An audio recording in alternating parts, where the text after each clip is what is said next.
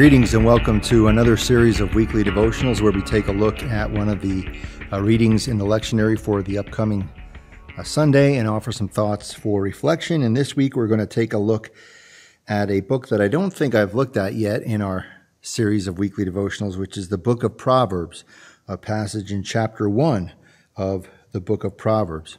You know, a couple of weeks ago I attended, my wife and I, the Pride event in Allentown, the Gay Pride event, and I came across some literature, some different banners that were hanging there that talked about different identities, and one of the things that was written about and spoken about was something called non-binary individuals, so people who didn't want to identify exclusively either as male or female, and there are all these different pronouns that we have to learn to address appropriately for these individuals. And I'll admit I'm a little old-fashioned and sometimes a bit of a fuddy-duddy, and sometimes some of this stuff is difficult for me to get used to. But it reminds me that the world isn't black and white. And just as a person's identity perhaps is not as simple as either or, there are many things in our lives and in our world that are not as simplistic as black and white. Now, of course, as children, we kind of learn things with this kind of simplistic, dualistic thinking. It helps us as young children to learn right or wrong, up or down, left or right, good or bad. But eventually, as we grow older and mature, we sort of grow out of this very simplistic black and white thinking.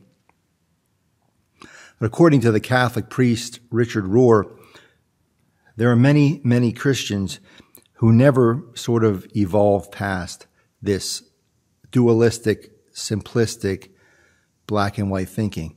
And for these Christians, it becomes sort of an us versus them mentality, and anybody that is different, anybody that doesn't agree with them, anybody that doesn't look like them or isn't like them in some way must necessarily be bad.